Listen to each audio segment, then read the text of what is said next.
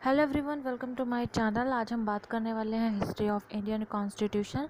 इसके पहले मैंने 3 लेक्चर बनाया है पॉलिटी का। अगर आपने उसको नहीं देखा तो मेरे लिंक डिस्क्रिप्शन बॉक्स में दिया, आप उसे ज़रूर देखिएगा। तो आज हम बात करते हैं हिस्ट्री ऑफ इंडियन कॉन्स्टिट्यूशन के बारे में। And before starting the video, if you are new to my channel, subscribe my channel and press the bell icon. सबसे पहले बात करते हैं कैबिनेट मिशन की, जो कि आया था to discuss the transfer of power from the British government to the Indian leadership. ठीक है, कैबिनेट मिशन का प्लान क्या था, जो कि आया था 1946 में। ठीक है, काफ़ी इंपॉर्टेंट क्वेश्चन है ये कि कैबिनेट मिशन कब आया था इंडिया में। तो 1946 में आया था। और क्यों आया था कि ब्रिटिश गवर्नमेंट से इंडियन लीडरशिप, यानी जो इंडियन लीडर्स हैं उनको पावर जो है उसे ट्रांसफ़र करें और ब्रिटिश वापस जाए। एंड 3 लोग थे, ये भी काफ़ी इंपॉर्टेंट है इनका नाम। ठीक है, स्टैफोर्ड क्रिप्स थे, पैथनिक लॉरेंस एंड एवी अलेक्जेंडर। ठीक है, तो ये 3 लोग थे इस कमिटी में, और इन तीनों लोग ने डिसाइड किया था।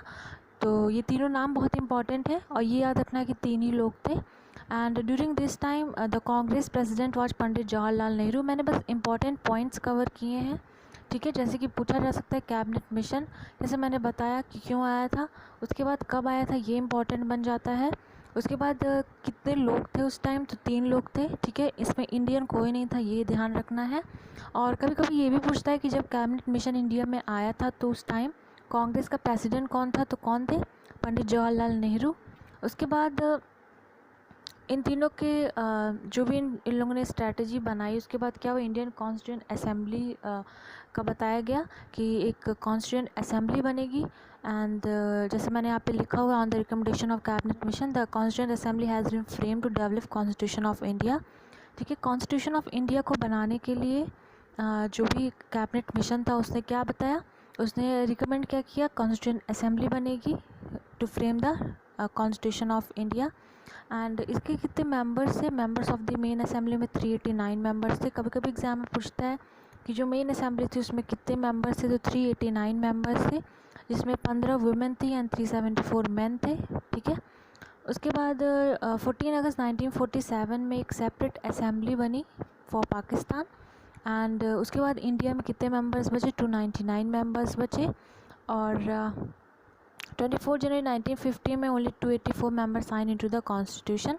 299 मेंबर्स में से सिर्फ 284 लोग ही कॉन्स्टिट्यूशन पे साइन किए थे 24 जनवरी 1950 में। ठीक है, इसमें जो इम्पोर्टेंट है वो है कितने मेंबर्स थे स्टार्टिंग में, उसके बाद सेपरेट होने के बाद कितने मेंबर्स इंडिया में बचे और कितने लोगों ने साइन किया। उसके बाद committee of the constitution assembly, ढेर सारी कमेटी बनी थी, जो कि कौन सी कमेटी किसके अंडर में आएगी। ठीक है, जैसे कि ड्राफ्टिंग कमेटी किसके अंडर में आएगी, BR Ambedkar. And union committee आएगी Jawaharlal Nehru. Union constitution committee आएगी Jawaharlal Nehru. Provincial constitution committee आएगी Vallabh Bhai Patel. And advisory committee of fundamental right and minorities and tribal and excluded area किसके, वल्लभ भाई पटेल। ठीक है, ये सारी जो कमेटी एग्जाम में पूछा जाता है कि यूनियन पावर कमेटी किसके अंडर में थी या माइनॉरिटीज़ कमेटी किसके अंडर में थी। ठीक है, उसके बाद फंडामेंटल राइट की जो सब कमेटी थी वो JB कृपलानी। ठीक है, मेल अगर फंडामेंटल राइट पूछेगा तो वो सरदार वल्लभ भाई पटेल थे, लेकिन अगर सब कमेटी पूछेगा तो कौन थे, JB कृपलानी थे। माइनॉरिटी सब कमेटी के थे HC Mukherjee. And rules of procedure committee के थे राजेंद्र प्रसाद। रूल्स ऑफ प्रोसीजर कमेटी के थे राजेंद्र प्रसाद। और स्टेटस कमेटी या committee for negotiating with states का थे सरदार वल्लभ भाई पटेल।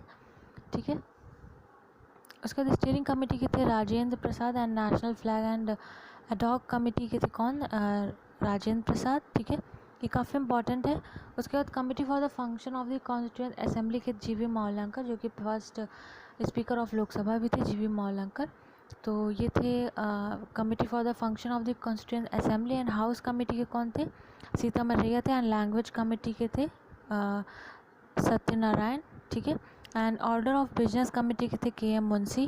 ठीक है, ये सारी कमिटीज़ इंपॉर्टेंट है, एग्जाम में इससे क्वेश्चंस आते हैं। तो कैबिनेट मिशन आया, कैबिनेट मिशन के बाद उन्होंने रिकमेंड क्या किया, constituent assembly.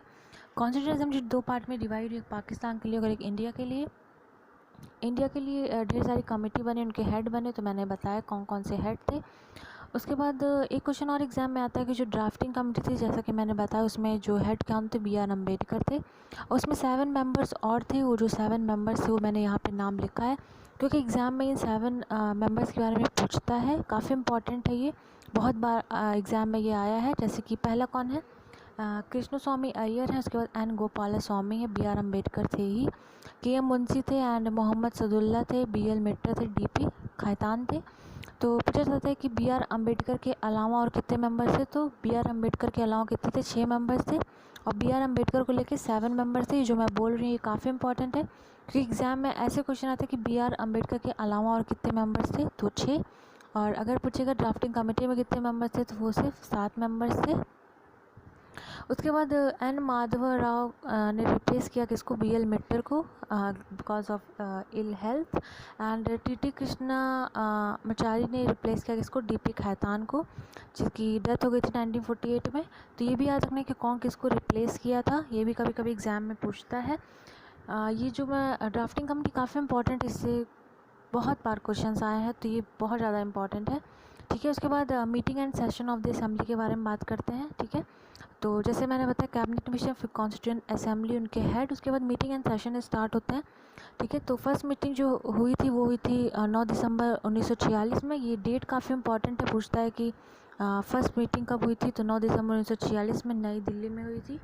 And doctor Sachinder Sinha has become the temporary chairman, because ये सीनियर थे तो इनको एक टेम्प्रेरी चेयरमैन बना दिया गया था। तो एग्ज़ाम में ये भी इंपॉर्टेंट है कि सबसे पहले कौन बने थे, तो Sachindar Sinha. And first session held between 9 December to 23 December, and doctor Rajendra Prasad has become the permanent chairman, and H C Mukherjee become the vice chairman. ठीक है, इसमें क्वेश्चन कैसे आएगा, सबसे पहले डेट याद रखनी है कि पहले कब हुआ था, 9 दिसंबर, और उसके बाद टेम्प्रेरी चेयरमैन कौन बने थे, Sachinder Sinha, and permanent chair कौन बने थे, राजेंद्र प्रसाद, एंड जो वाइस चेयरमैन बने थे वो कौन बने थे, एच सी मुखर्जी।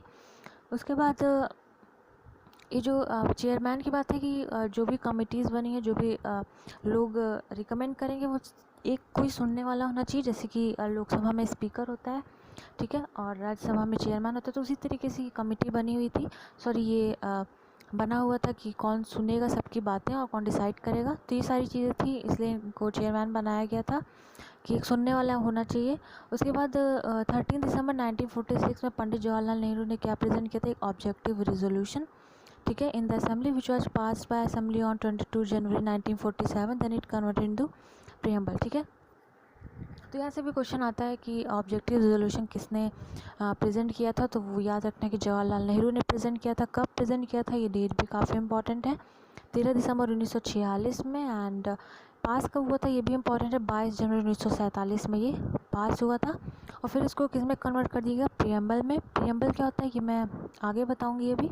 ठीक है, उसके बाद लास्ट एंड 11th सेशन कब हुआ था 14 नवंबर से 26 नवंबर के बीच में। और 26 नवंबर को क्या सेलिब्रेट किया था, as a national law day. ठीक है, ये भी इंपॉर्टेंट है, तो एग्जाम में पूछता है कि 26 नवंबर को हम क्या सेलिब्रेट करते हैं, नेशनल लॉ डे। क्यों सेलिब्रेट करते हैं, क्योंकि इसी दिन हमने कॉन्स्टिट्यूशन क्या किया था, अडॉप्ट किया था।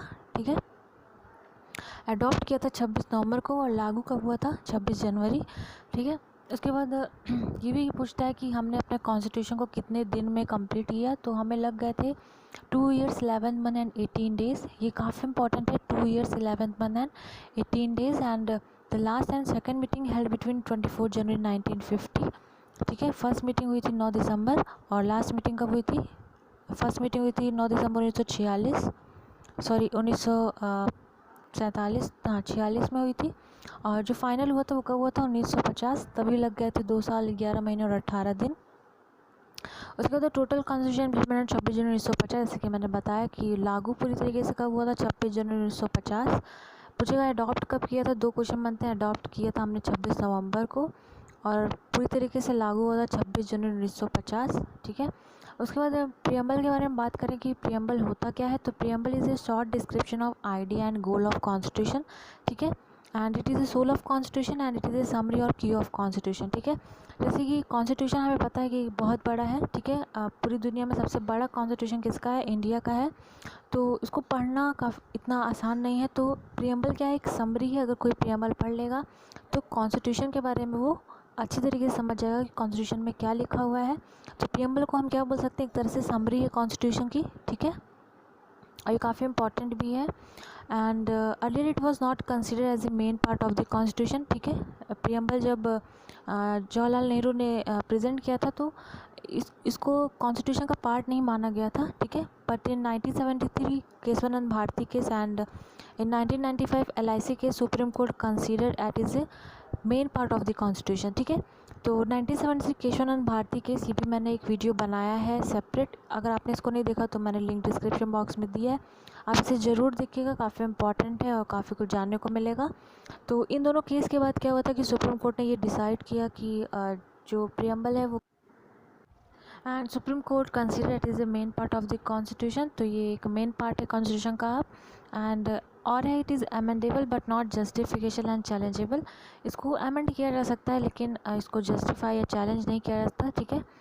तो इतनी प्रियम्बल की बात थी और ये मैंने लगाया हुआ है और ये काफ़ी इंपॉर्टेंट है, इसमें जो भी लिखा हुआ है। सबसे पहले तो ये इम्पॉर्टेंट है कि इसमें स्टार्टिंग में क्या लिखा हुआ है, we the people of India, ठीक है। एग्जाम में पूछता है कि वी द प्रियम्बल में स्टार्टिंग में क्या लिखा हुआ है, तो हमें याद रखना है क्या लिखा हुआ है, we the people of India. उसके बाद इसमें लिखा हुआ है socialism, socialist, secular, democratic and republic. ये जो ऑर्डर लिखा हुआ है ये भी काफ़ी इंपॉर्टेंट है, ठीक है। जैसे कि सबसे पहले क्या लिखा हुआ है, सोशलिज्म लिखा हुआ है, उसके बाद सोशलिस्ट है, उसके बाद सेकुलर है, फिर डेमोक्रेटिक है, फिर रिपब्लिक है, ठीक है। और इसमें जस्टिस की बात की गई है, लिबर्टी की बात की गई है, इक्वालिटी एंड फ्रेटर्निटी। फ्रेटर्निटी का मतलब होता है भाईचारा, एंड ये सारी चीज़ जो भी वर्ड्स हैं ये काफ़ी इंपॉर्टेंट है, ठीक है।